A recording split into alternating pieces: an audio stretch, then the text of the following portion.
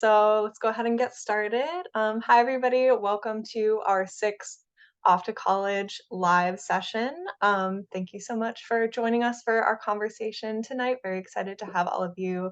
For those of you who may not know, today's session and topic is going to be all about the college search and using diabetes as a search criteria, which is super exciting. I know we have a lot of high school juniors and seniors and parents whose students are kind of in that phase. So I'm sure the college search is like top of mind for all of you right now.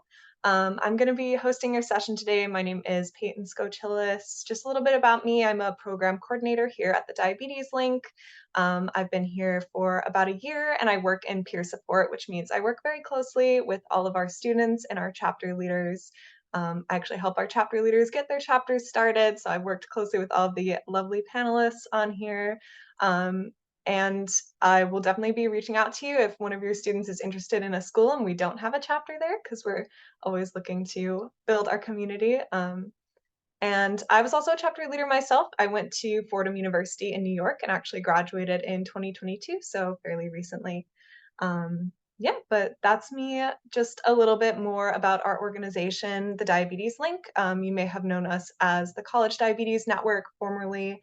We're the only national diabetes organization created by young adults for young adults, which is kind of what sets us apart. We aim to provide peer support, resources, leadership development opportunities, really anything that your students and that you might need as you're going through this period of transition. This Off to College program specifically was designed for students and parents alike to kind of ease them into that transition. We've hosted quite a few sessions already, so you might have joined us for one of our other topics. We did like a move-in day session earlier this year. We had an accommodation session, but today's topic is obviously the college search.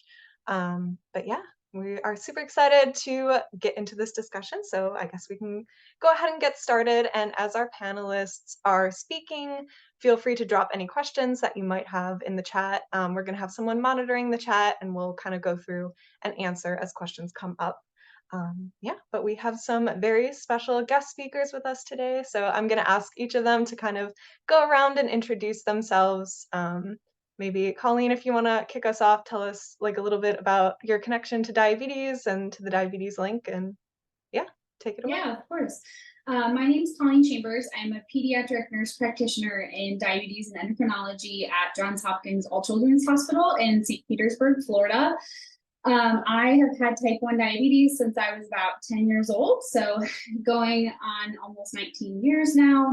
In terms of my college experience, I actually went to Xavier for my undergraduate bachelor in nursing. I was an RA there, so I feel like I know a lot about living on campus and campus resources and stuff. I did my master's at Kent State University in Ohio, and then I'm actually currently enrolled in the Doctorate of Nursing program at University of Pittsburgh. So very passionate about education and diabetes, and excited to be here to talk with everyone tonight. Hi, my name's Jamie. I'm a sophomore at Stanford right now. I'm in my dorm. I'm probably majoring in bioengineering and minoring in film. I've had type 1 diabetes since I was 1 year old, so pretty much my entire life. I don't remember life without diabetes. I am leading Stanford's chapter of the Diabetes Link and am just generally very interested in diabetes technology, and awareness and equity. So let me know if you have any questions about that. Super excited to be on the panel. Thank you.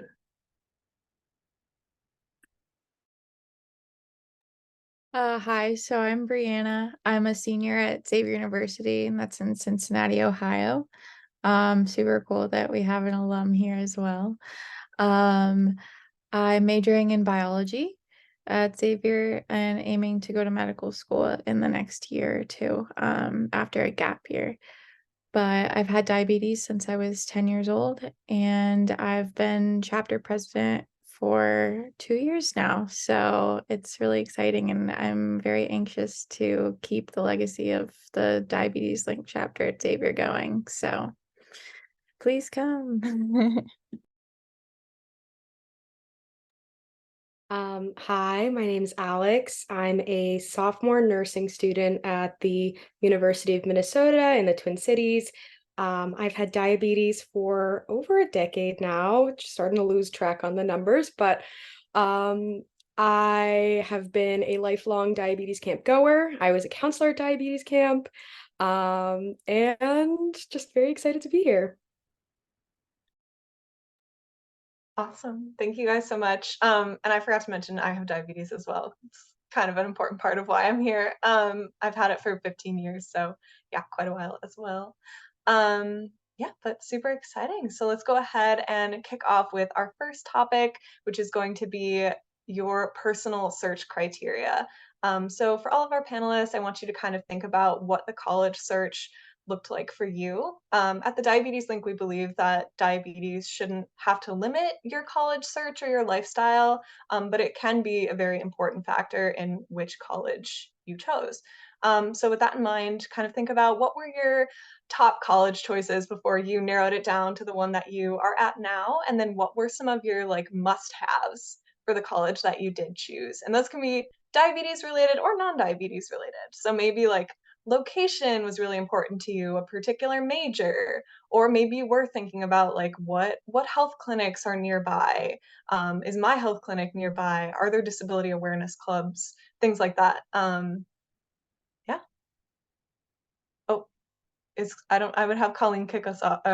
Kick us off. I'm But sorry, my maybe camera's just being finicky and cutting in and out, but you're so good. so I will say, as a nursing student specifically, something that was really important for me was having a nursing program that was direct admit. So as soon as I was accepted to the university, I didn't have to apply additionally to the nursing program. So I know a lot of my patients with diabetes are interested in working in the medical field. So I think that's an important thing to know. I will say location, as well as the size of the campus and logistics. Like specifically as a provider, I would encourage you to start thinking about that as soon as you're making your list of schools. And we're always here to support you. Like the sooner you start talking to us about where you're planning on going, we can help you make a plan for your care. Normally, if we know of other endocrine practices or good hospitals in the area, we're happy to provide that information as well. In my experience, having diabetes didn't really impact where I wanted to apply, but being interested in diabetes did. So my main search criteria were I wanted to stay preferably in California or on the East Coast. I wanted the college to be near a medical center. I wanted the college to have a great programs in both biology and medicine, and also in technology and engineering, since I want to have options for what I do in the future. I'm still figuring that out. And also, like Colleen was saying, size. I didn't really want a super small college where it just felt like there weren't like a ton of options for friends or like a ton of resources for me. And so I ended up applying to like 14 schools, 7 of them UCs, and Stanford was my favorite one.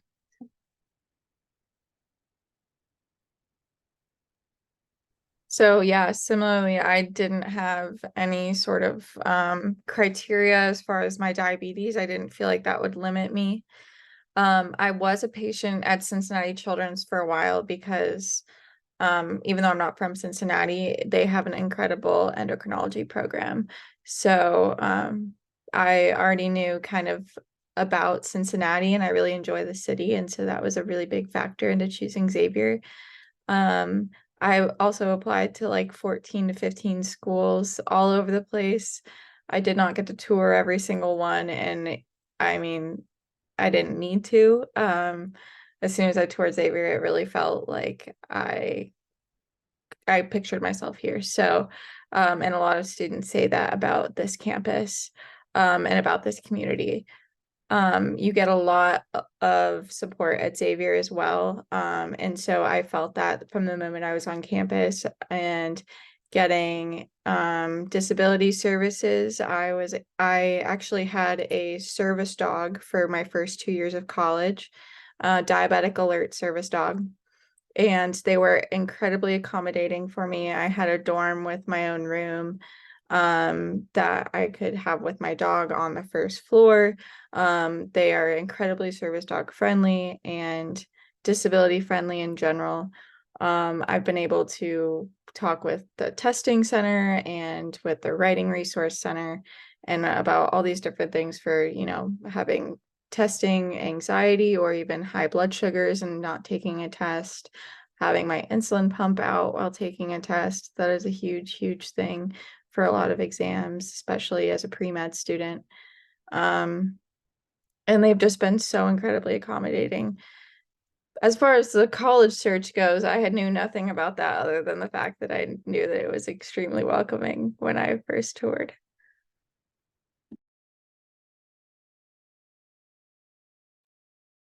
So a little bit of background too. I'm from New Jersey and I wanted to get out. So a lot like the other panelists, I wanted to go to a large school, somewhere in the city. I can't be, somewhere in the woods. I need stuff to go do. I also needed to be at a place with very progressive health policy. I think that that's really at the core of what my program is doing. We have a huge focus on planetary health, and I think that's absolutely important in nursing and other medical professions. But that's how I landed in Minnesota. But some of my other choices were the University of Pittsburgh and the University of Maryland. So shout out to those. But in terms of diabetes related factors, I didn't consider this at the time, but I very fortunately landed at a school with a huge disability services presence on campus. Culturally, there's so many different student clubs that focus on advocacy, not only for disabled folks, but also just everyone in general. And I think that I'm so, so grateful for the position that I'm at now. They have designated testing centers and everyone's assigned a disability advocate if you register with the Disability Resource Center on campus. So I can't say anything like better about the situation that I'm in. So yeah. That's awesome. Yeah, thank you all. And it's so interesting to hear that for some of you, like diabetes wasn't as big of a factor and you didn't think about it as much going in. And then when you kind of got there, you realized, oh, I do need like some accommodations, and it is really helpful to have these sources of support on campus. So yeah, that's awesome. That kind of brings us into our next topic as well, which is going to be about your support network. I'm sure for everyone who is on this call and is currently looking at colleges, college shopping, if you will, you're finding that you kind of want to reach out to people who have been there and done that. So for the students on here, you're probably talking a lot to your parents and caregivers, maybe an older sibling, alumni, reaching out to people who have had that experience. Um, so for all of our panelists, besides kind of your parents and caregivers, since that's a little bit of a given, is there anyone else that you reached out to for guidance as you were kind of narrowing down your options? Maybe like a guidance counselor, maybe the diabetes community. And then what conversations were you having with those people at that time as you were like preparing to make such big changes? If Colleen's able to kick us off. Oh, you're on mute, Colleen. Okay, yeah, Okay. sorry. I did want to respond to the question about how do you figure out actually how accommodating college would be. I Yes. think the best option is to talk to whoever like the staff is in charge of your program. Because I will say, like in my undergraduate, because I was in nursing, like I just had to talk to my professors and be like, hey, I have diabetes. And as nursing professors, they were totally understanding. I don't think I actually ever even applied for disability in my undergraduate. It wasn't until I was a graduate student. So I think that's something that you can get a good idea of, because you may not be able to get a full idea just by touring the campus, but if you have contacts within the department that you're going to be studying in, I think that's the best thing to do leading up to your search. And then in terms of, I see a question popping up and what accommodations were helpful. I usually recommend that my patients get like extra time on exams. For me, for most of my graduate school was online. So I got accommodations just so that I could have access to my phone and everything during exams, even when I was being recorded virtually. And then like, even when I was taking the GRE and getting ready for grad school, and then, you know, taking boards as a nurse and a nurse practitioner, I think those are the most helpful things to make sure that you have access to your devices and extra time on tests if you need it. Yeah, thanks for the questions in the chat. I'll answer those and then I'll get to the Yeah, if you your guys want to give your input on the questions, go ahead. Okay, so I think that most people I've talked to in college, both at my college and at other colleges, I think everyone's had, for the most part, a good experience. I haven't heard any horror stories. I think colleges are pretty good about accommodating everyone's needs. My accommodations, I checked in, I wanted stop the clock accommodation. So if I had a high or low blood sugar or need to change my infusion set or something, I could just stop the clock, do whatever I needed to do and come back. But they didn't have that. So now I get 50% extra time. I'm also allowed to have my medical equipment, obviously. I'm allowed, or I don't have tests after 8 p.m. There are a whole host of opportunities and different accommodations that you can get. Some people even get like parking passes, I've heard of. So there are so many different accommodations. And I think that some people do have singles for diabetes. I don't. I have no housing accommodations. I have like a little refrigerator for my insulin in my dorm room. And my roommate this year and last year have been super nice about diabetes. Yeah, I hope that answers your questions. Oh, any suggestions around roommates? I was super nervous about this since I was thinking, oh my gosh, like my Dexcom alerts are going to wake them up. Turns out in college, everyone is fantastic at sleeping. So no one even cared. I think that maybe just let them know about that beforehand. But I think that most people should be nice about it since it's medical. And I personally have not asked my roommate to help with any emergency lows, since I'm pretty independent and know how to take care of myself, but that's probably a good idea. And I would say that you should probably do that. Okay. So your question, Peyton, sorry, I've been talking for a while. No worries, you're so good. Yeah, we'll come for everyone else if you guys want to talk about accommodations a little bit. We'll come back to that at the end. But yeah, let's chat about your guys' support network.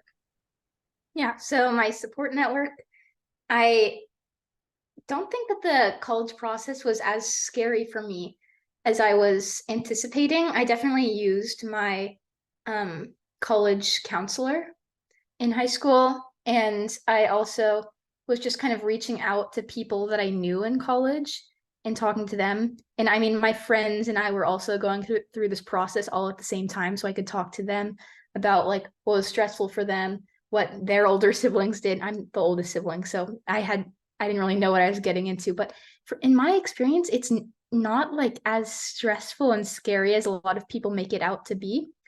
You've already done all the hard work. Now you're just putting it on a paper for people to read. But there are tons of resources out there. And if you email people that at the schools you want to go to, if you email people at the schools you want to go to, they will like definitely set up a Zoom call or something with you to let you know everything about the school. For me, my like biggest thing that I was able to do was talk with my provider, my endocrinologist that I love and worship because she's so amazing, and she's based in my hometown, Lexington, Kentucky. And so that's about an hour 15 away from Cincinnati. And so she actually let me do a telehealth appointment one time when I was unable to make it into the office. It was like for a 3-month follow-up, but then the next 3 months she was like, wanting me to come in so she could get a physical examination. But with Dexcom now, you're able to, we talked through how we can upload that to the cloud of this Dexcom and how we can utilize telehealth and the MyChart systems. I'm sure every provider has something similar. And so you can absolutely make it to where if you are dead set on your endocrinologist that, if they are willing to work with you through like an interstate boundary or something like that while you're off in college, and then also getting you scheduled on the books during your college breaks is a really key thing. So I'll actually be going right around Thanksgiving to my endocrinologist because that's when it worked out, and I always plan ahead for that. So that was something that was just hands down the biggest thing for me in transitioning from college or from high school to college. And I will say too, just as far as like mental health and everything with diabetes, it's also an incredibly vital role to kind of keep that in check. And so I do have a mental health counselor as well. And we were able to work through that and kind of talk about that and have that as a part of my support system. Personally, with my diabetes team, fortunately, they've kept me through college thus far, and I know that a lot of practices are moving towards that as well, not letting go of college kids until they graduate. So the way that we're doing that right now is that I see them on a 6-month basis rather than a 3-month, because I think there's some legal issues with telehealth from where I'm at. So that's something to definitely check into if you're going across state lines, whether or not telehealth would even be an option. But it is something that's incredibly helpful. On top of the endocrinologist team, I also have a mental health provider here as well. Another diagnosis that I do have is ADHD, also very common with type 1 diabetes. So in terms of accommodations, if I just want to pop that in there, the semi-private testing, extra time, unlimited access to the bathroom, limiting all the distractions on top of diabetes is super helpful. But in terms of social network, I was going to a school that I very well knew I would not know anybody at. So there's something very exhilarating about going somewhere where nobody knows your name and you can just kind of start with a fresh slate per se. But yeah, so it's fun to also build that network from the ground up if you have that opportunity, and I wouldn't change it for the world. Awesome. Okay, so kind of transitioning into our next topic, and we've been obviously talking about accommodations a little bit, which leads into it, but kind of your on-campus support and resources versus the ones that you were using as you were still doing your college search. So once you were narrowing it down, as you were starting to tour schools, where did you go? What did you look for? I know we were talking about accommodations, but someone in the chat said like your campus health center. Is that something that you checked out at all? Did you look for students on campus who had diabetes? Did you look for a chapter of the diabetes link? Shameless little plug there. What kinds of things were you looking for on campus at your school? Or what should you look for maybe? Colleen, if you want to start. Yeah, I wish I had. I will say that. I think, looking at campus health centers is really, really important. Like even not just for diabetes, like when I was a graduate student, when I was actually living on campus at the University of Pittsburgh, I had one day where I had a site infection and I was still seeing my doctors in Ohio, but because their campus health center was so great, like I could go to that health center and get antibiotics. So I think even if it's not diabetes related, there's a lot of stuff that goes along with diabetes, and that's a very important thing to have.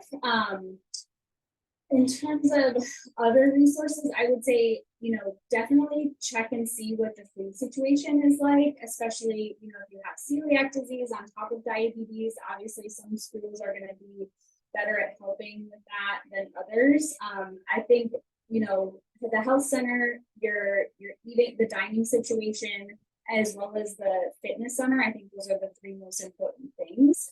And also, like, how far away are those from your dorm? Because if you do have a situation where, your blood sugar's dropping and you want to eat a stable meal, you want to know how close those are to where you'll be living or spending most of your time. So I would say those are the three main things, like, as an endo now, that I would recommend my patients consider when they're looking at college campuses. Yeah, I really agree with what you said, Colleen. For me, the accommodations process was very easy. They sent me a little email. I was like, hey, if you have accommodations, just sign up at this link and you can get a letter from your doctor about what accommodations you need, send it to the accommodations people, and you'll have a 15-minute meeting with them, and they will write a little letter for you that you can send to all of your teachers. So I thought the accommodations process was very simple. They're always super easy to talk to, very accommodating. That's a great resource. The diabetes link, another great resource. I'm the leader of our chapter at Stanford. We're restarting. We had a cute little meetup a couple weeks ago. We got boba and we talked about diabetes and everything beyond that too. Like, we talked about our favorite Pop-Tarts. We talked about favorite low snacks, lots of different things. It's a great resource. You should look into it if your school has one. And my school also has a pharmacy on campus, so that can also be super helpful if you're getting insulin or other medications. So also look into if your school has a pharmacy.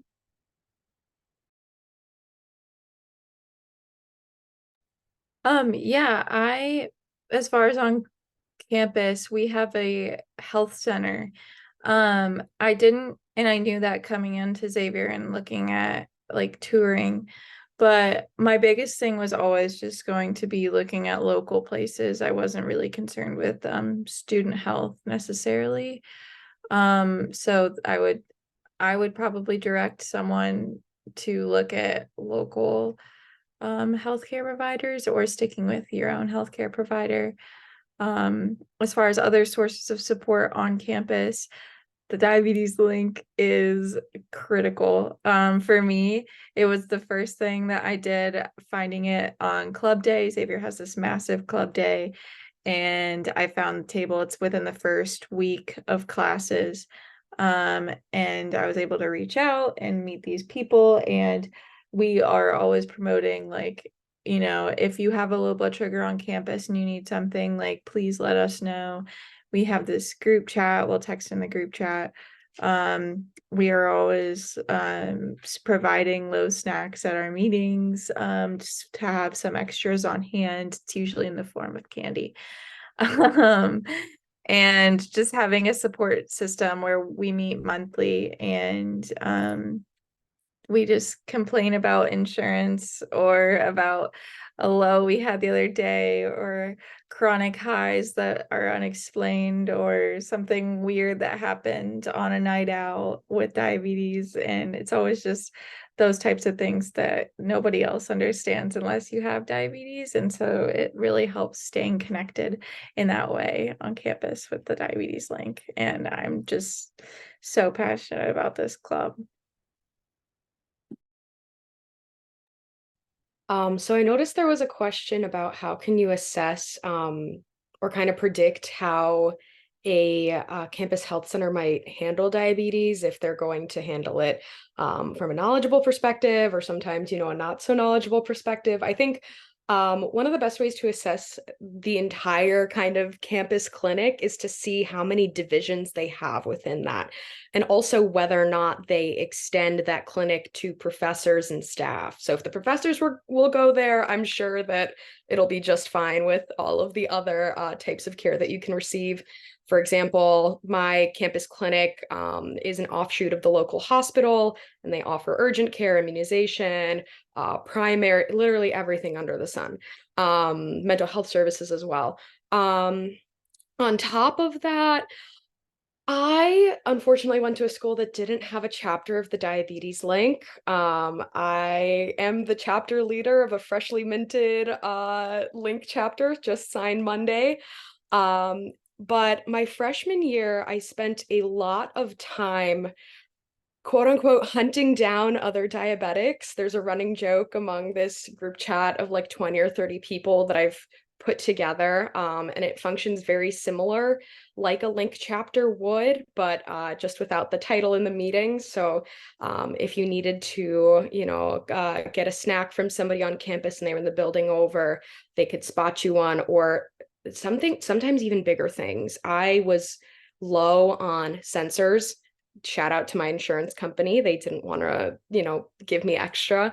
And somebody very, very graciously gave me one. So it's that type of generosity and like looking out for each other that you can find just by making connections and being friends with other T1Ds on campus. It's really invaluable. I love this.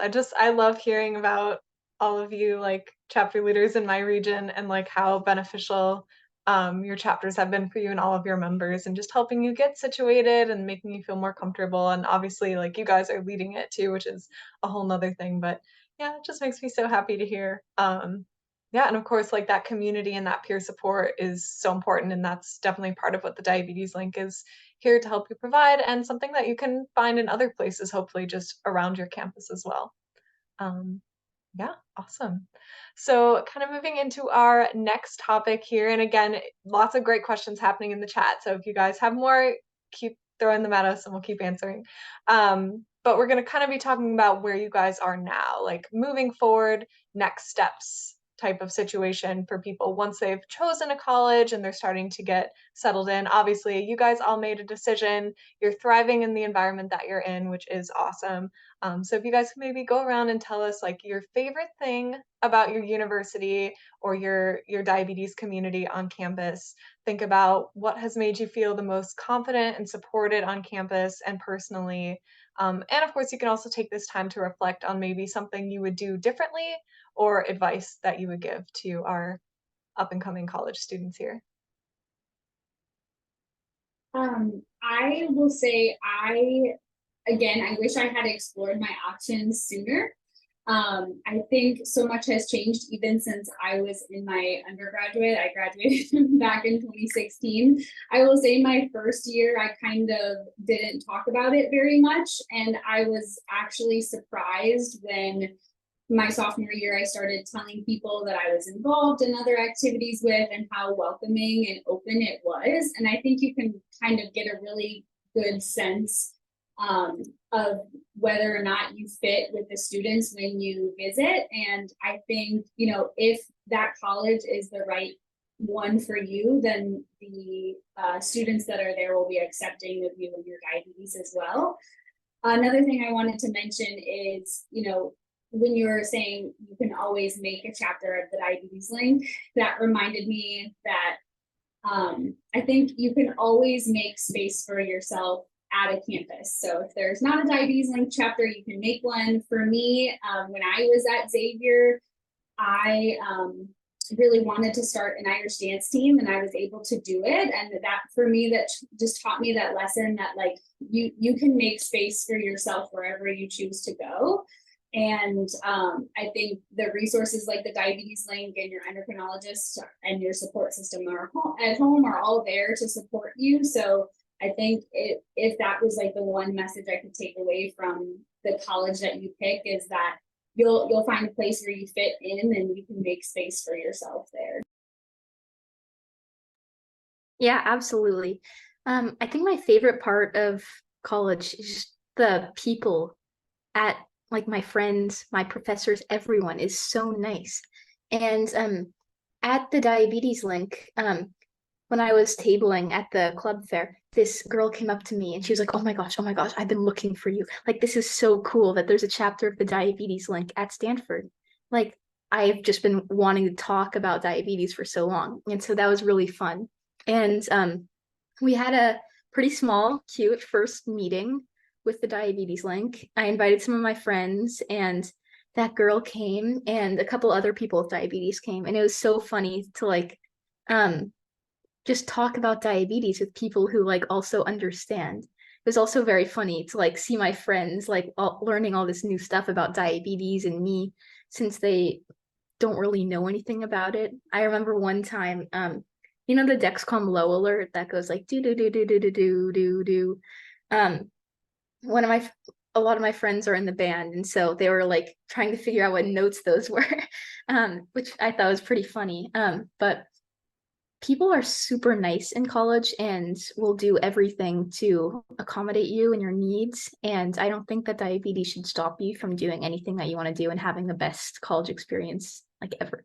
I feel like I'm having a really great experience here, and I think that you guys will too. I have to second that. People are extremely kind and understanding on college campuses. There's just everybody coming from a variety of backgrounds, and at least at my university, a lot of diversity. A lot of people also struggle with different things that may not be diabetes, but are chronic or require a lot of attention. And so they can empathize with me, at least, about my diabetes and my diabetes care.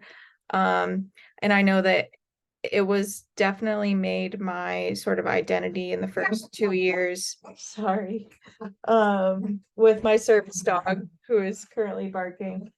And so having a service dog and having talked about that on my college campus, sorry,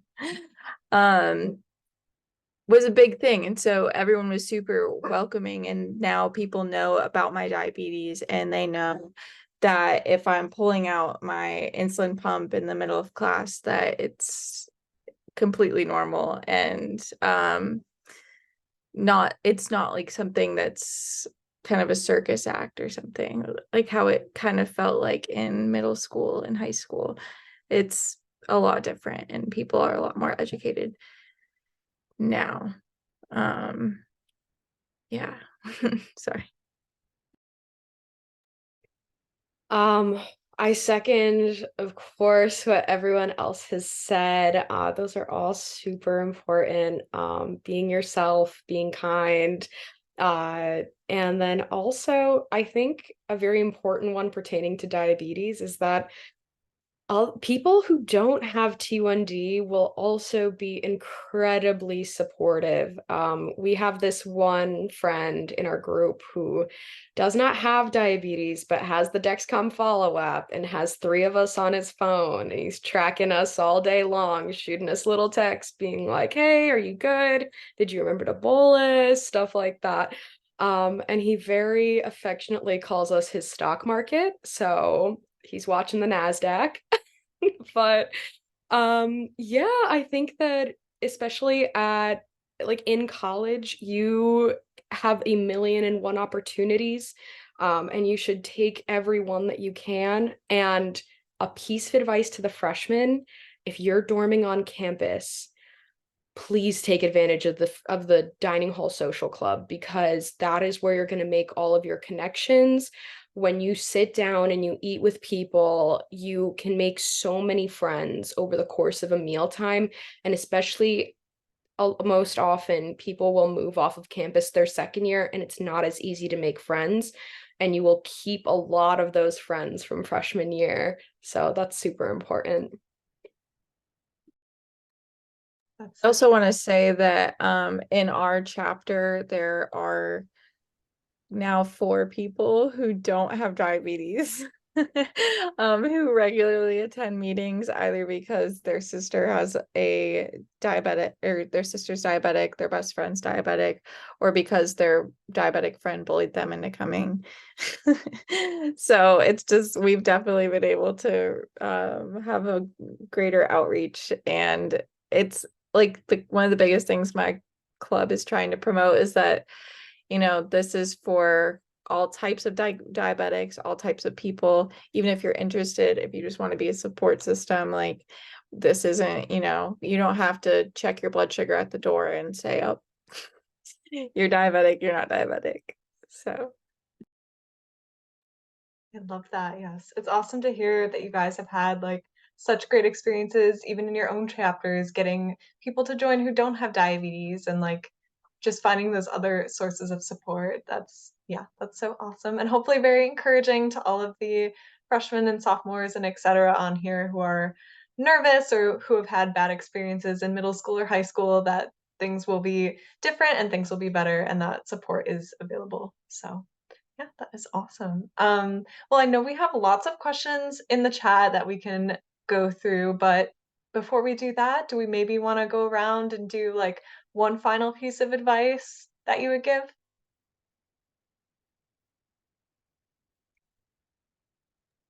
Yeah, I think talking with your endo is before you go away is probably the most important advice I could give, both as someone who went away to school by like 3 to 4 hours and someone who works in diabetes now.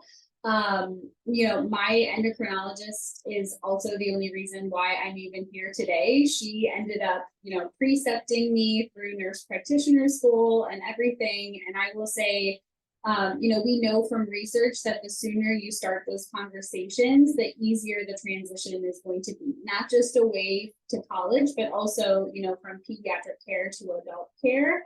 And then, I would just talk to them because we want you all to be independent and successful young adults. For me, living at college has just given me a lot more confidence that I can manage my diabetes by myself. And like confidence in other things too, that I'm just like independent. I can like have more control over my life than I did in high school and at home. And so it's really just been a nice confidence booster for me. And just made me believe in myself a lot more. So you have a lot to look forward to in college. yeah, I would say my last bit of advice on choosing college and the transition to college is that you kind of can make your own experience, and a lot of colleges are offering the same sort of things. I made a lot of pros and cons lists, and they all looked just about the same. There were very few that it was a stark like no or yes, I have to go. Like, and so that can be really frustrating as you work through this and you can see, okay, this has disability services, but so does this and so does this, and their tuition's the same and they have the same programs. You'll find that. I would say touring, if you can, is absolutely essential. Talking with current students, but at the end of the day, I don't think that there can be a like morbidly wrong decision for your college. And there's always the possibility of transfer. I know people that have transferred and they have loved it where they ended up. So there's room to grow, there's room for experience, and it won't be the end of the world for you or your kid or wherever they are in the world. Yeah, for sure. Again, second what everyone else said, and then wherever you end up, you will 100% be able to make it exactly what you want it to be. And you're also going to encounter so many different kind of lives that you could live. Like there's so many different possibilities. And you just need to kind of take it into your hands and sort your way through, especially that first year. Oh my God, freshman year.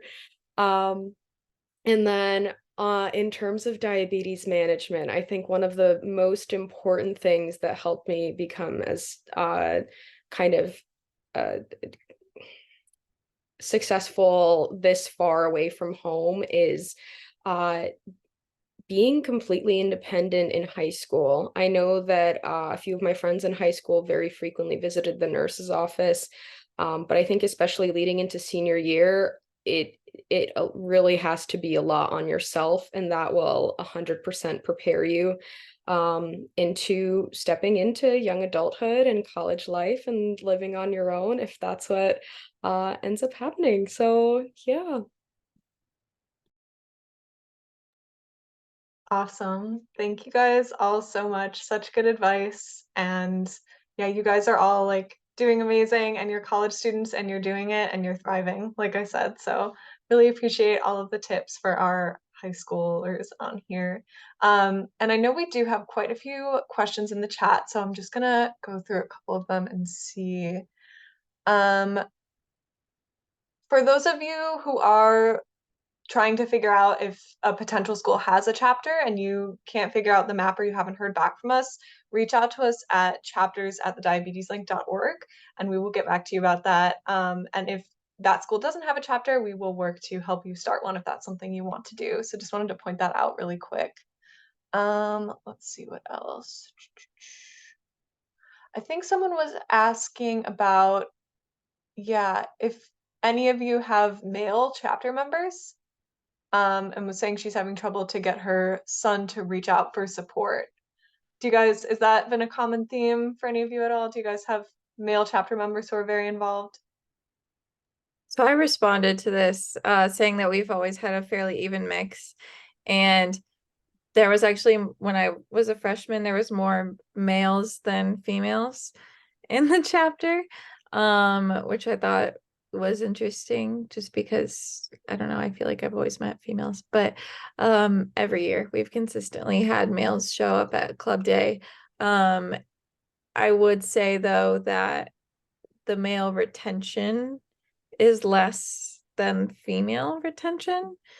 I don't know why that is. I don't know why the guys sort of drop off second semester. That has been a theme, but they do come around. And so I don't know if it's because I'm a female chapter leader, but I try and make it as inclusive as possible, and it shouldn't deter anybody. I mean, anyone can have diabetes, so anyone can go to the clubs. So I don't like, I think people of any identity can go to the club, like we were mentioning, if you have diabetes or not, if you're a man or a woman or nothing. So I think that just these clubs are meant to be as inclusive as possible. So try to go to the clubs if you can, no matter who you are.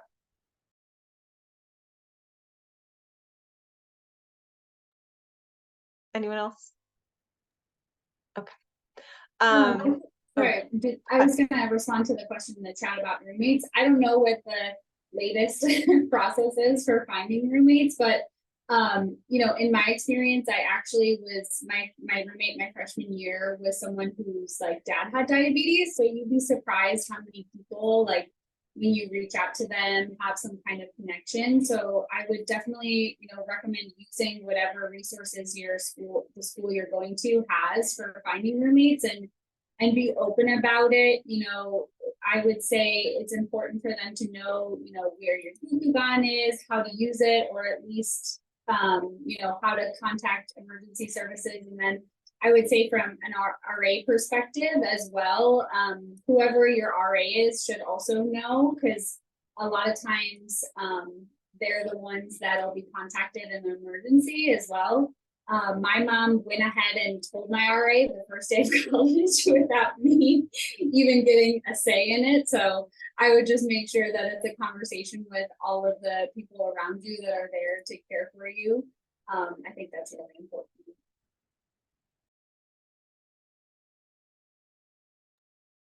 Anyone else wants to talk about roommates or give recommendations for how you kind of disclose your diabetes to your roommates?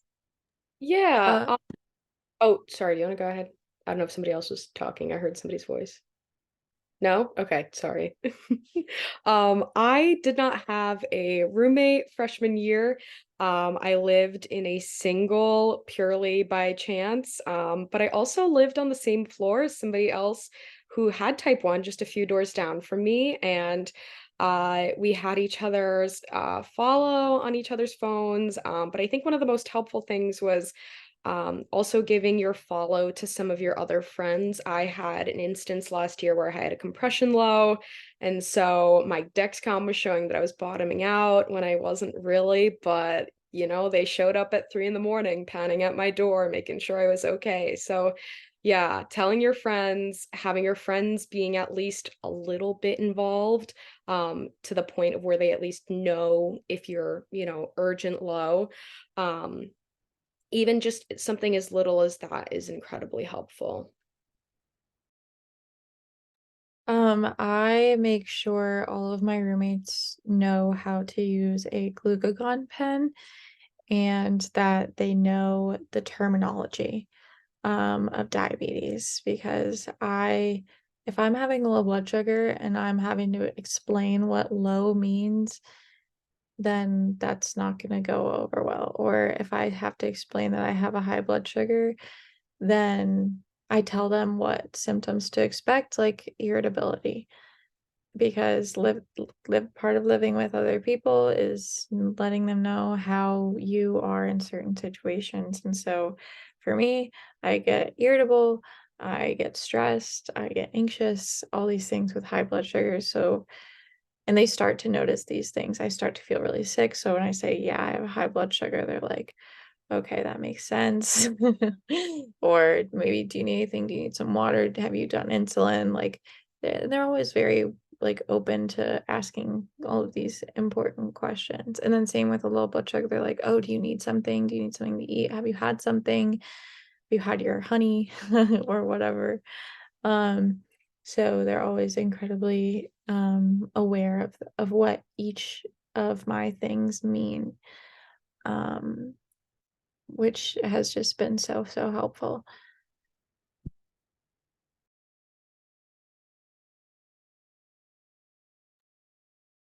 Okay. Yeah, thank you guys. I know talking to roommates can be very tricky, but also very important, obviously, if you are having an emergency low and you need someone to help you in like a life-saving situation, you definitely want to make sure they know about it. But also, if you don't feel as comfortable like sharing everything with your roommates, then as long as you have friends who are nearby that you can rely on, that can be super helpful as well. I see we have a question here from Talia about how to start a chapter and how valuable was it to start a chapter. Talia, our team will probably reach out to you after this call to talk a little bit more about like how to start a chapter, how to do outreach, find people, that sort of thing. But if you guys maybe want to talk a little bit about like how valuable was it for you and what was that startup process like for you? I know we Yeah. only have a few minutes, but real quick. Yeah, I can give a quick answer. So, for me, you kind of just see people walking around with the Dexcom, and then I'm like, oh my gosh, this is so cool. I feel like I'm seeing a celebrity, and I have to go up and talk to them. So you definitely see people just out in the wild, I guess, with diabetes, and so it's nice to like have a an environment where you can all get together and just talk to each other because no one else can really understand what it's like to live with diabetes unless they have diabetes. Um, I kind of started it since when I was a senior in high school, the leader was leaving, so I kind of became the leader of the chapter my freshman year, which is kind of a lot. But I'm restarting it again this year, and it's a great opportunity to talk to other people.